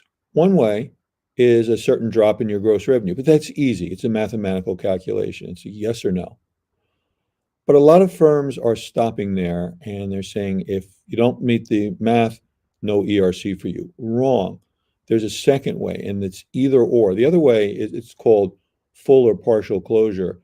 An example of that is Safeway was about as essential a business as you can get, and they were open every day. But under a mandate for the whole state of California, if you had a business inside from the beginning of the pandemic until 6/15/21, you could only use 25% of your business, like Safeway. And that means that they had a government-imposed 75% partial closure of their store. So we go into that. On the other hand, we don't want to go to the other extremes because the government is investigating fraud, especially there's some companies, pop-up companies. They came into existence just to file these applications, and then they're going to fold their tents and be gone. When the IRS starts asking questions, you won't even be able to get them on the phone. We're a law firm. We have been around for almost 40 years, and we want to get you, and I've said this over the radio for years and years and years, we want to get you everything to which you're legally entitled, no more and no less. So that means that clearly you do not want to do anything fraudulently like some of these companies are being accused of now. Obviously, you don't want to ever do anything fraudulent on your tax return or anywhere else. But on the other hand, the companies that are too lazy to sit down with you and say, okay, well, look, do you qualify under this other ground? We'll take the time. We'll sit down with you to determine, do you qualify? If you don't, we'll tell you, look, you don't qualify because of X. But if you do, we'll say, look, you do qualify because of Y. And my philosophy in tax for all these years has always been the same, and I've talked about it on the radio for years. You should take all to which you're legally entitled, no more and no less. And that's what we want to do for you, and not have anybody suffer from either of these extremes that tell you to do something that you shouldn't, or tell you not to do something that you're entitled to. Of course. And I've said it before, you need an advocate dealing with the government, and you're dealing with the government every time you file your taxes. So I'd suggest Steve for any number of things. And then when he mentions this ERC, and we talk about it a lot because it is a broadening category that you may fall into. So reach Steve at 888-TAX-DEAL wherever you are in the country. Steve has professionals as part of his firm, and Steve himself will give you the care and the advocacy that you need, frankly. 888-TAX-DEAL, 888-TAXDEAL, or MoskowitzLLP.com. Steve, again, thank you for being our sole sponsor. We love that you have supported us early on in this project, and you continue to. Thank you again for continuing your show, because as a listener, I would have been severely at a loss not to be able to hear you every day. So thank you for doing the great job you've been doing this whole time. Oh, so cool. Steve Moskowitz, everybody. Come on. Yeah. I want to do That's Rich, John, but I can't do That's Rich with the open because it's got that music that will get us flagged. We could do our own Bernie Sanders. Yeah. We have to get the Bernie Sanders sound. We have to reconstitute a lot of our opens and stuff because of our YouTube restrictions. It's weird. The thing about commercial radio that's good is that they pay some fee, to ASCAP and BMI or whatever the equivalent is, and we get to use whatever music we want pretty much. Can you do a Bernie Sanders voice? I don't. The top would sound like of 1% now owns almost as much as the bottom 90%. Wow, that's pretty great. That's pretty great. Yeah, nicely done. All right. It's the Mark Thompson Show. You can find us on the big YouTube channel. You can also find us here after the show goes off the air. That's kind of cool. Yeah, the same place you come to watch us live, you can come to that place after the show is done, and you can watch the entire show. You can still support the show then. You find that heart with the $sign on it, contribute. That goes right to, frankly, keeping oxygen going, particularly to Kim and to John, who, lost their jobs when a KGO went under. Hey, I lost it too, but I got, I think, more of a cushion, which is why I'm really concerned with them. So very, very cool that, that they're able to join right now, and I'm hoping that they're able to continue to be part of things in the days to come. So let me quickly, and then I'll acknowledge some other contributions, but let me do some That's Rich because there's stuff happening. 6 in 10 Americans who strive to be mega wealthy, they want to be billionaires. 60% want to be billionaires. Millionaire used to be, when I was a kid, millionaire is what you wanted to be. Now it's billionaire. 6 in 10 adults say they want to become billionaires one day, especially as the mega wealth gap widens. Many also express resentment toward the mega rich and say billionaires should pay higher taxes. It's funny when most of America wants a tax on the mega wealthy, and yet somehow that tax just can't get through Congress. What is that disconnect, I wonder? Oh, that's right. The mega rich have bought and paid for those legislators. And some of those legislators literally vote in their own interest, not in the interest in their district. If you put a tax on mega wealthy people, do you really think there's going to be any political pushback on that? It's insane that they can't get that through. And yet it makes all the sense in the world. Rolls-Royce officially unveiling their all-electric vehicle, the Spectre. Oh, yeah. Fancy. It'll be available soon at your Rolls-Royce dealer. Is there a Rolls-Royce dealer in Marin? I believe there is. Gotta be. Yes. It feels like Marin would have one. Yeah. Where would the other one be? Silicon Valley, maybe? Walnut Creek, maybe? Oh, somewhere Walnut down on Creek. the maybe Palo Alto. Definitely Palo Alto. Got to be side? somewhere around there on the peninsula, yeah. Or as Mark says, Atherton. Yes. Atherton. Don't get them started. Oh, my God. But it's made of aluminum to keep the weight down, and they have all these different design aspects to it. It'll be available soon. They will be all-electric Rolls-Royce by 2030, they announce. As long as they have the gray poupon in the back, I'm all good. Precisely, please.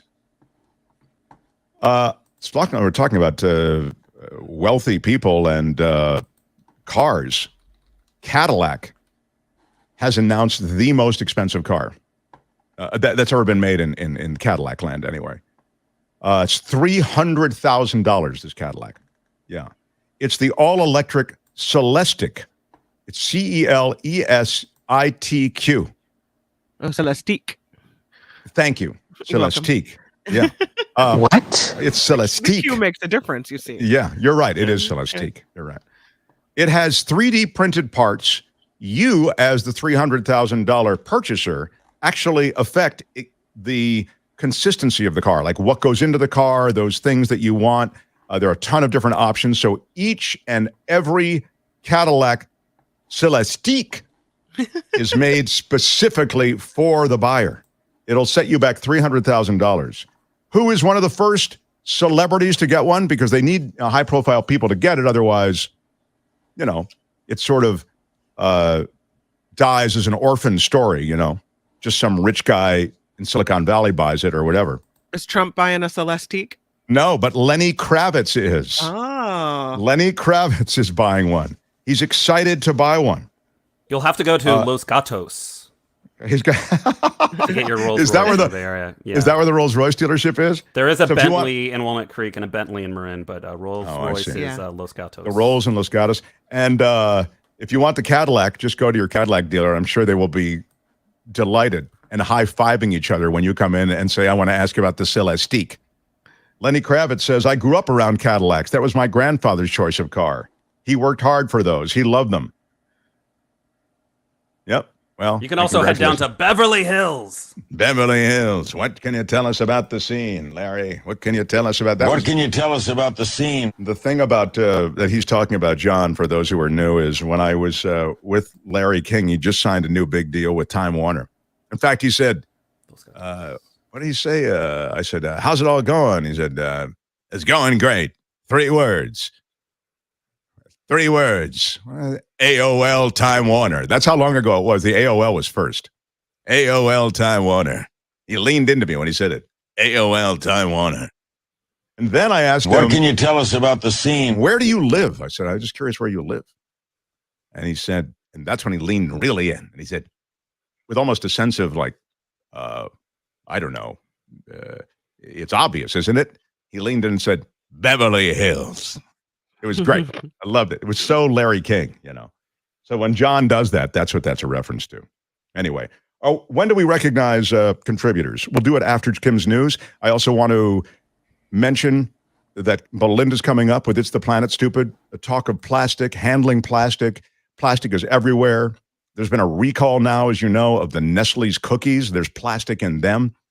So that would go into your body and meet all the other plastic that's already in there. So we'll also give you some shout outs. Thank you so much. Smash the like button, subscribe, share, do all of that stuff. We'll take a quick break for Kim's news and then Belinda Waymouth. From the Mark Thompson Newsroom, I'm Kim McAllister. This report sponsored by tax attorney Steve Moskowitz at 888 Tax Deal. Former Vice President Mike Pence appears to be hinting at a possible run for the White House in 2024. Pence appeared at Georgetown University yesterday. He was asked if he would vote for former President Donald Trump and he said, there might be somebody else I prefer more. He also said all of his focus has been on the midterm elections, but he said after that, we'll be thinking about the future. Be on guard, very on guard. He thinks maybe Quattro. Quattro años más. Yeah, there you go. All right. Yeah, this time in the big chair, right? So if you're in Oakland, well, actually, if you're anywhere, I would say, be on guard when using an ATM. The new warning coming from Oakland police after they've had a rash of robberies. They've been focused in the Laurel and Diamond districts. The latest crime happening this week, right in the middle of the day. In most cases, the victims are targeted as they walk away from the ATM. Police say to only choose ATMs in well-lit areas, never stay to count the cash in the open. They also advise people to check if they're being followed. Can you imagine, like, looking over your shoulder before you count your cash, walking away? Got to be careful. At Cal, UC Berkeley, they're taking new action to keep students safe. Private security guards have been hired to patrol 3 campus dorm complexes. The move comes from a push by a Facebook group of parents. They've been worried about an increase in violence in that area, so they all got together on Facebook and decided to push to get those private guards on patrol. New research finds more female corporate leaders are leaving their jobs than men in their positions. report out from management consulting firm McKinsey & Company and leanin.org shows 10.5% of women in senior management and above left their company last year, compared with 9% of male leaders. Researchers noted the numbers came as people assessed what they want from their careers following COVID lockdowns, and more women than men prioritized flexibility and well-being. The former Sunlight Bakery bread depot in the South Bay becoming a debris pile on the very spot where Google plans to build. Excavation is in its early stages for the Google Village project in downtown San Jose. The demolition is expected to be completed in late January. Netflix is going to start charging, speaking of Los Gatos, charging users who share their password. Is that you? The streaming giant did not specify the price of the fees, but they started testing this plan in Latin America, charging a fee of about a quarter of the price of a standard Netflix plan per extra member. So they will charge you if you start sharing your password, and they can prove it. It is set to begin early next year. So far, we don't have an official date yet for the U.S.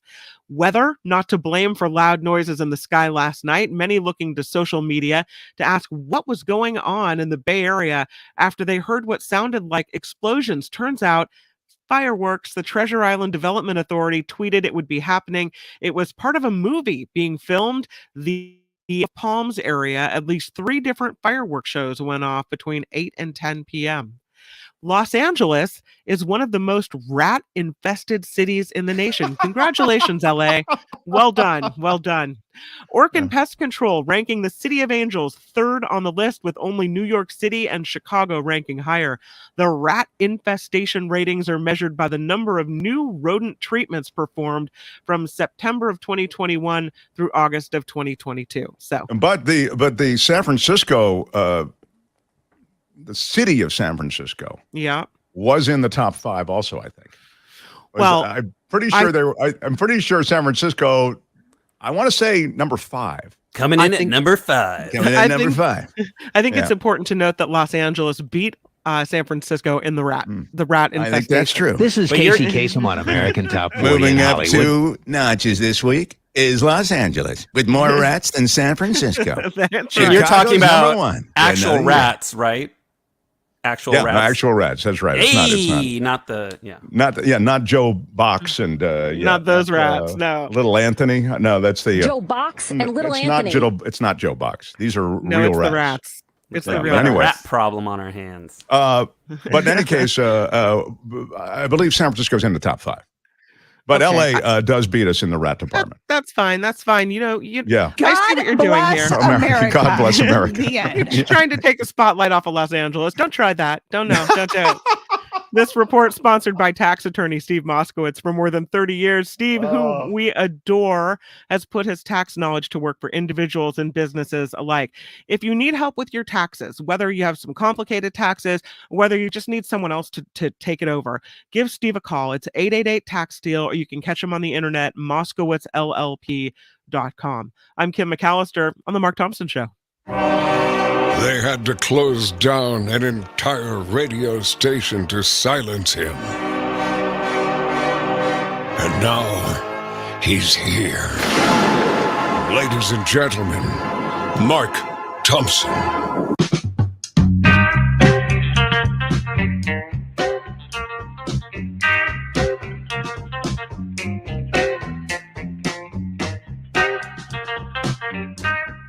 This is the debate for the general election between candidates for Congressional District 14. Josh Rowe, you'll get the first question in this round. All right, this is to Marjorie Taylor Greene there. You're well known for making controversial statements. Detail your process for vetting and fact-checking your statements that you make in public and post to social media. Can you tell me what's controversial about defending this, or what's controversial about or saying we need to? What can you tell me? Give me an example. Yeah. Good times, everybody. Mark Thompson Show on YouTube. Thank you for joining us in this special way. Love that you join us. We're here from 10 to noon every day. And you can join us in the chat room right there. You can text us. It comes right in Why to don't you us. just text it? All kinds of cool texts. And we review them all and we get ideas. And you guys, it's really even more of a community here than it was over on the the last radio station. Station X. Calling it, I think Steve Moskowitz is the one who. Well, he's a very successful businessman. He knows what he's doing. Yeah, people. That's right. So maybe I should just go with it. I don't really have any issue with mentioning them, But all right, Station X. We've got some cool stuff coming up, and I'll kind of get into it probably tomorrow because we're running a little bit late today. But I am excited to tell you about ways that we're going to interact with our community online in ways that we never could have at Station X. And this is really, I think you, I'm trying to see. I have Belinda waiting. Can I do these after Belinda? How do you want to do this? Yeah, we don't want to make Belinda wait. Fabulous producer, John Daly. We've got Belinda waiting. I am going to dispense with the preliminaries. And Belinda, where normally we would have your open. It's the Planet Stupid open. I don't have it ready, so I just have to welcome a warm Mark Thompson show welcome for Belinda Weymouth, everybody. Hi, Belinda. Thanks so much. Hey, Mark, how are you? We are well. Everything's actually really cool in this new space. So we hope to be able to talk to you every week in your regular time period. And I'll also tell you this, normally we'll give you more time than this. Today we've run a little bit late, so we're just kind of finding our way in terms of timing. So don't mean to cut you short today like we used to have to, because we had 25 minutes of commercials on the old place. But it's great to have you in the mix. I'd mentioned plastic, and I know that this is something that you wanted to talk about. Plastic, along with forever chemicals. These are things that have now infested our environment in ways that are affecting our health dramatically. Yeah. Well, when you mentioned before that some Nestle's cookies had to be recalled because they had plastic in them, I was like, yeah, Nestle strikes again. I tweeted that out the research by Orb Media yesterday, and I know I pinged you on it, about the bottled water, because Orb Media did this really fantastic investigative reporting. And first of all, they looked at tap water. Are we drinking plastic in our tap water? And lo and behold, yes, we are. And the two worst offenders for the countries that they visited around the world, one was Lebanon and the other was the US. And in the US, they found plastic in water in the visitors' room on Capitol Hill, in the faucets. It's everywhere. And then they did bottled water. And they took, I think it was 10 different brands. Nestle in one bottle, had almost 10,000 microplastic pieces in one bottle of water, if you can believe it. No, it's not enough. No, Belinda, let me ask you, though, when you say that, I have no way to, first of all, it should be zero, I get it, but I have no way to square that with how does that compare to tap water, for example, or, you know what I mean? Well, tap water, they didn't do it by liter, which they did with the bottled water, because the crazy thing with bottled water is everyone thinks they're drinking something that's healthier and better for them. But, it's crazy to be drinking water out of a plastic bottle because, number one, there are all those chemicals in plastic. The hotter the plastic gets, the more the chemicals are going to leach into the liquid inside it. In the, processing, the winding on of a plastic lid on a plastic bottle, little microplastics are going to get in there. And of course, these plastics are, they're naked to the human eye. And when we're talking about nano, these microplastics, these are nano, they're so tiny. They're 1,000th of a millimeter in diameter. They're not even as, they're infinitesimal. They're tinier than a blade of hair. So we don't see them. But the crazy thing is, they're not just in our cookies and our bottled water. They're found in our salt. They're in IPA beers. So yes, we're ingesting them. And the thing about how tiny they are, because the thing that's really important for people to understand about plastic is plastic doesn't biodegrade easily. It's not broken down by microbes in the natural world, like most other, like organic, materials are. is in the presence of sunlight, it photodegrades, meaning it breaks down into smaller and smaller pieces. So that's why it's such a problem in the ocean, because there it is floating on the surface of the ocean, absolutely, with more sunlight than it knows what to do with. And that's why we have, what they call the Great Pacific Garbage Patch out in the Pacific Ocean, which, by the way, that's not an actual, they say it's the size of Texas. You can't go out there and walk on it. It's like a soup. It's these tiny, tiny pieces as well that break down. And because plastic, and it extends all the way down. It's interesting. We always talk about those scoopers that they this kid in in Oakland has this new device that he is debuting in San Francisco Bay, which scoops up all of the plastic. Or you'll see, and that is innovative. But the reality is that's the plastic on the surface. The kind of plastic inundation when it comes to the oceans extends all the way down to the ocean floor. Yeah, it's all the way down the water column is what it's called, from the surface to the seafloor. Yeah, no, it's ubiquitous. It's everywhere, and because it's these tiny Ubiquitous pieces. is a good one. Go ahead. Yes. Thank you. I love to be dinged. Yeah. We're really in trouble with this plastic, and so the two things I wanted to talk about today, one of them is this scientist, and his whole thing, first of all, was oil spills. How do we get the oil out of the ocean? Well, as our listeners may or may not know, but plastic is a hydrocarbon. It comes from oil. So when we are refining oil, we get methane and ethane, the two gases, natural gas, and those are the feedstocks that then make polyethylene, which is what we get our water bottles from. So plastic is a hydrocarbon. It comes from oil. So the scientist, who was really busy, looking at how do we get horrible oil spills, out of the ocean, he was then like, plastic comes from oil, and we've got a real problem in our ocean with all this plastic. It's crazy. How could we get rid of it? And so he's come up with this idea, and it sounds, I want to spin this so positively, Mark, I do. But he wants to turn, plastic waste into a protein powder that we could then turn into a protein drink and drink. And it sounds, completely crazy. Ooh, it's a wild idea, but it just might work. Might it work or not? Well, the thing about it is, all these ideas are sort of great, because the thing is, we are going to have to look, for innovation as well as, making less plastic. Right now, the plastics industry are not going in a reverse, direction. They're full steam ahead. They've got all this methane and ethane because of all the fracking that we did, which I have said to you before, bridge to renewables, that fracking was a bridge to nowhere, because we did not need all that ethane and methane. And then what happened was the oil industry went, wow, we've got all this, methane and ethane, and we're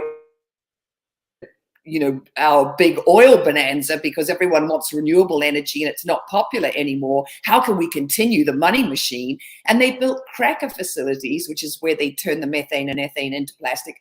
They spent billions, and this is in the past decade, all across the US, across Europe, across China. So you're saying, look, they're committed to more plastic production to use some of these, some of the blow off from their production. Yeah. And so that's not going absolutely. anywhere. Yeah, it's a cash cow, and they want to keep making money. And so, so then you've got scientists coming up with these, these sort of two-pronged solution. We're going to have a food scarcity problem. We've got a plastic pollution problem. Hey, what about if we turn the plastic into something we can eat? So I'll just go through the process of how you make the protein powder. So you get please do. Yeah, it's fascinating. So you get little microbes. And, microbes are great, bacteria, and they are made up of protein, lipids, fats, vitamins, like our cells and all the things that we need. And you take the plastic and you pre-treat it, you heat it into this oily sludge, because otherwise the bacteria, it would take them years to be able to digest the plastic. So if you make it into this oily sludge, the bacteria can digest it in a matter of, days as opposed to years. And then they very sweetly call it, pasteurize the bacteria after it's eaten all the plastic. You basically kill it, you cook it, and then you've got this pasteurized bacteria, which you turn into a protein powder, and then, Wow. Voila, Wow. breakfast. Wow. That is wild. It really is wild. Yeah. So far it's a little bit yeasty, they say. The protein powder they've made so far sort of smells a bit like Vegemite. And it would have to, pass food safety regulations. It would have to be scalable. It's got to be safe. It's got to be palatable. And also it takes so much energy to heat all the plastic to turn it into the sludge.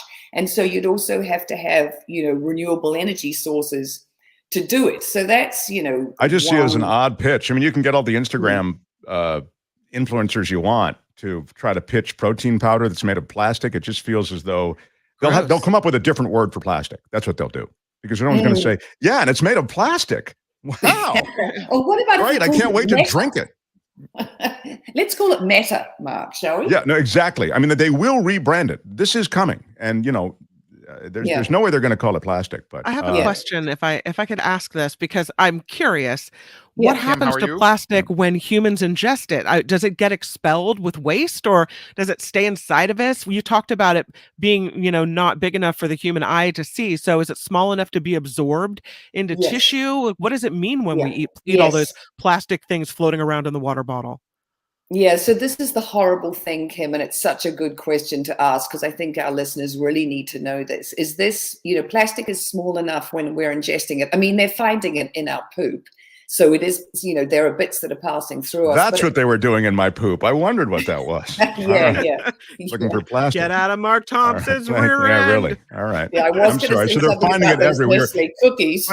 But the one thing I would ask is, I didn't mean to cut you off, but if they're finding it in our excrement, is it possible, to Kim's question, to get rid of it all? Does the body get rid of it all? I guess the answer is no, based on what I've read. No, this is the thing that's so terrible, is because when it's this, when it's these nanoparticles, it's small enough to, get from our bloodstream into our organs. And this is what they're saying, is they're finding it in our liver, in our, in our kidneys. So it's crazy. We're ingesting our own waste and it's toxic. The thing about plastic being a hydrocarbon is that all them persistent organic pollutants, POPs, and the persistent organic pollutants are really ghastly things, flame retardants and, all these, fertilizers and things, all these nasty things that stick to the plastic are then in these tiny little plastic particles that are getting inside us and into our organs. So this is a big problem, and I don't think we can drink it all up as protein powder. I do have to say one really positive thing that happened this year as far as plastic waste goes. And I know I'm often talking about California, but we do really have some, groundbreaking legislation that happens here. We were the first ones to ban the micro pellets in beauty products, facial cleansers, the tiny little exfoliating plastic pellets, they were in whitening toothpaste. California was the first state that said, hey, no more microplastics, in our personal hygiene products. So the other thing that happened was, in June, we passed this thing called the California Plastic Prevention and Packaging Producer Responsibility Act. And people, the reason I'm so excited about that is because right in the name, it says producer responsibility, because the producers of plastic have absolutely been absolved of any sort of responsibility for the recycling of it, the collection of it, what happens next. I say this over and over again. As soon as that bottle of Coke, goes across the counter and you pick it up and you pay the money for it, Coca-Cola has no more responsibility for that plastic bottle. Well, that's all going to change in California. And what we do here, other states around the US go, hey, we want to do that too. We don't want our rivers, our lakes, our ocean, our waterways. We don't want them full of plastic. We want producers, not just consumers, to be part of the cleanup. And this Producer Responsibility Act, the producers are going to have to be part of funding and building recycling that's onshore, because we used to be, exporting all our plastic nonsense to China. Well, eventually they woke up and said, hey, Western world, no thanks to all your plastic trash. We don't want it, which was completely fair enough. Why should they have to take the world's garbage? That really got extreme at the start of COVID. We really got the, we got the pushback. And essentially, as Belinda said, all that stuff exists here. And you have been pushing for this for a long time. You've made this point repeatedly. I think it's such a good one. Why do we, the consumers, pay for the product? We have the plastic, and yet now we have to figure out what to do with all of this plastic that's inundating our environment, while those who are the producers of the plastic just keep producing more. I mean, they pay no price. They don't have to endure the consequence in any way. So what you're talking about is huge. I'm out of time. I love that you are part of this premiere month as we launch. You'll be here every Thursday at this time, and I know we leave a lot of stuff on the table every time, as I say. We'll have more next time. You can reach Belinda on social media. Belinda Waymouth is Waymouth. Belinda Waymouth is everywhere. Find her on Instagram, find her on Twitter, and you can find her here on Thursdays, just after Kim's News at 11:30. Belinda, thank you so much. Thanks, Belinda. My pleasure. Bye, Belinda. Bye. Can't believe this is the show is over. What's going on? It's really a disappointment. No, I blame you, John. Whoever is producing this thing has no idea what they're doing. Well, I'm wondering if we could get the plastic out, maybe with the cleansing, perhaps by injection. What you think with the light inside the body? Supposing you brought the light inside the body, which you can do either through the skin or in some other way. You know, you can and make then I fun. see the disinfectant, where it knocks it out in a minute. Maybe 1 minute. And is there a way we can do something like that? You make fun, John, but injection. This might be the kind of innovative thinking that we need more of in this country. Because you see, it gets on the lungs and it does a a number. tremendous number. Yeah, it So does a it'd be number interesting to check that. Okay, we'll check it. Well, the light would break down the plastic. Yeah, but I don't think that's a good thing. No. John, you've been watching the chats. You've also been watching the donations, etc. So please bring us in with a big finish, if you would. And I'm excited about those who are supporting us as our launch month is so critical as we get this thing going. So thanks to all of you who stepped up. I mean it so sincerely. But can you take us through it? I feel like you might be following. Do you want me to read off some names? Yeah, exactly. RL, thank you, $5. SH, $20. Ren, $20. I think you read that one. Carmela, $20. Joe Fong, $19.99. Colleen, $8.10. Lynn, $20. Jim Slayton, $9.99. Valerie, $10. Andrew, 99 cents. Linda, $49.99. Lisa, $50. Sharon Kidd, $19.99. Yeah. And the Yoga Room of Hampshire, $19.99. What up, Yoga Room? Yeah, baby. Can you name how many yoga poses can you name? I love that. I'm not a yoga person, okay? But how many? Something like the downward dog is one. Right. I think I may be out. Is that it? That's all you got? I don't think I can name anything more besides downward dog. Lotus. Oh, Lotus, very strong. It's did you say child's pose? No, good. Child's pose, I think John's going to win this going up. Kim, you don't know any yoga poses? You did I'm not a yoga girl. Well, if there's a dog, there must be a cat, right? No, I don't think so. I'm going to give it to John Daly. Nice job. Can we just name animals?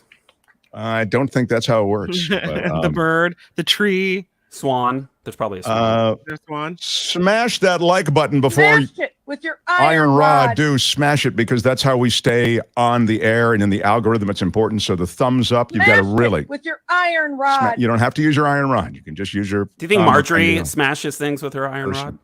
Marjorie's a big smasher. Yeah, I think Marjorie Taylor. And we could recycle the plastics into $1.7 million toilets. That's from John Watson on the text line. Why don't you just text it? Karen says the military has ruined the water for many thousands of people on Oahu. Well, the military and military installations sadly have ruined the water and ruined the soil and even the air. I mean, you know what happens around those burn pits in many parts of the world, not just in Oahu. And the last thing I'll say, and I know we're done, but one of the reasons for that, and the reason that they're kind of industrial polluters on that scale, the military, is that they're sort of allowed to do what they want. There's very little oversight. And so that historically has been a problem. The DDT dump off the coast of Southern California, which is football fields wide and long. It's a test that was done by the military. And then they put holes in the barrels of DDT so that they would sink to the bottom. I mean, it's insanity. Problem solved. Yeah, exactly. But that's how they used to think. In terms of pollution, it was dilution is the solution to pollution. Yeah, that's right. Dilution is the solution. That's exactly. John is right. Once again. Wow. I love it when you say that. Well, it's true, John. You've had a lot of good stuff. Fabulous producer, Really? John What Daly. can I tell you? Next week, we've got a Diamond Dan, Rock and Roll Dan Ashley's going to be through. I think Spencer Christian's coming through. Big Bay Area folk. Who else do we have next week? Josh Mankiewicz from Dateline NBC. Name drop.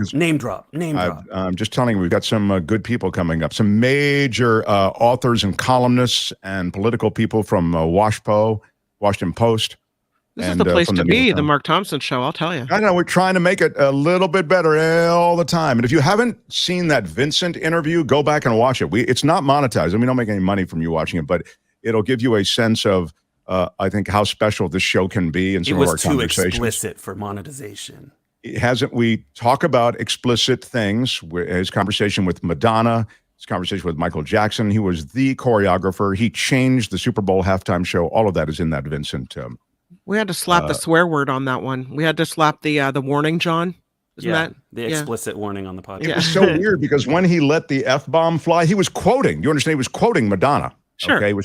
But still, when he let it fly, I'm so used to mainstream broadcasting. I was like, oh my God, I'm just not used to I hearing know. somebody say I it. cringe. Yeah. I'm like, no. Oh, wait a minute. It doesn't matter anymore, right? It was pretty funny. So, well, if you could only see the reaction people in a radio studio have when a swear word hits, we all look like, deer in the headlights about to hit the dump button, right? Dump it, dump it, dump it. Dump it, dump it, dump it. Yeah.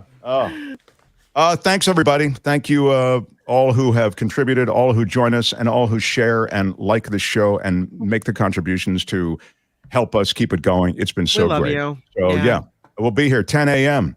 Tomorrow is Friday Fabulous Florida and a whole lot more. I love it. Yeah, we have some we've got, alligators lined up. Somebody got me some alligators. Yeah. Gary Dietrich is going to be here tomorrow, the longtime KGO, I just said it, political analyst. He'll be here to talk with the midterms coming up. We thought it was important. And the last thing is John Rothman. He'll be in next week as well. Pat Thurston may be in next week. So all of you who ask about John and Pat, there's that happening too. So thank you very much. I'm Shadow Stevens for the Mark Thompson Show. Yes, Shadow. Bye-bye. Okay. All right. Bye-bye.